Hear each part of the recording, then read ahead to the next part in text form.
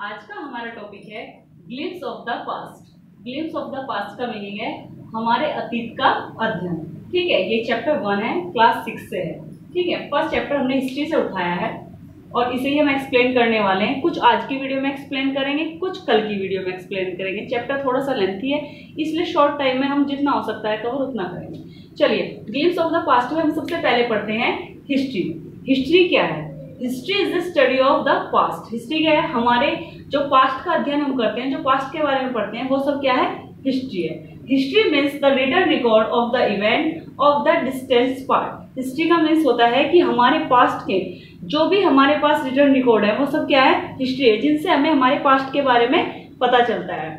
In history we read about the rulers, their rules and their administration. History में हम पढ़ते हैं किसके बारे में? राजाओं के बारे में पढ़ते हैं, उनके रूल के बारे में पढ़ते हैं, किस तरीके से वो शासन करते थे, एंड देयर एडमिनिस्ट्रेशन, कि उनके राज्य की जो व्यवस्था थी वो किस तरीके की थी। इन सब के बारे में हमें जानकारी कहाँ से मिलती है? जब हम पास्ट की स्टडी करते हैं। इट मीन्स हिस्ट्री से हमें इसके बारे में जानकारी मिलती है। चलिए, what do the past tell us? Past हमें बताता क्या है, किसके बारे में बताता है? इसके कुछ टॉपिक्स हैं, ये देख लेते हैं।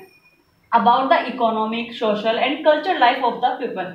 पास्ट से हमें किसके बारे में पता लगती है? कि उस समय में लोगों की आर्थिक, सामाजिक और सांस्कृतिक लाइफ किस तरीके की थी। लोग आर्थिक रूप से क्या काम करते थे, सामाजिक समाज में किस तरीके से उठते बैठते थे, उनकी सामाजिक लाइफ कैसी थी, और कल्चर लाइफ किस तरीके के फेस्टिवल्स, किस तरीके के त्यौहार वो मनाते थे, ये सब। Second, about occupation of the people. लोगों के ऑक्यूपेशन के बारे में पता लगता है कि वो किस तरीके के काम करते थे। जैसे अगर हम अब की बात करें तो बहुत सारे ऑक्यूपेशन है, कोई डॉक्टर है, कोई इंजीनियर है, कोई फार्मर है।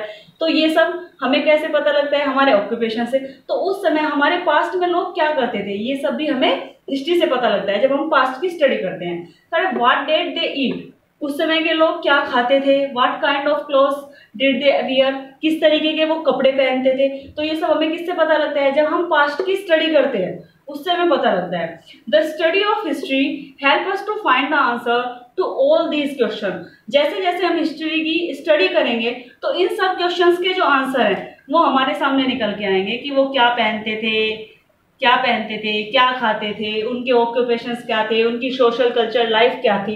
ये सब हमें पास्ट की स्टडी करने पे ही पता लगता है। चलिए, नेक्स्ट टॉपिक लेते हैं, social life of the early human being. Early human being की सोशल लाइफ क्या थी?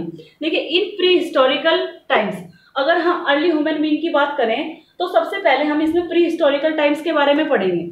People lived on the banks of rivers. लोग कहाँ रहते थे? नदियों के किनारे रहते थे। And in those places there many trees. ऐसे प्लेस पे रहते थे जहाँ बहुत सारे पेड़ हो, पौधे हो, प्लांट्स हो, एंड एनिमल्स वर फाउंड, जहाँ बहुत सारे जानवर भी पाए जाते हो, क्योंकि they will be a Hunter and gather. वो क्या थे? वो एक तरीके से एक प्लेस से दूसरी प्लेस पे शिकार की तलाश में आते जाते रहते थे।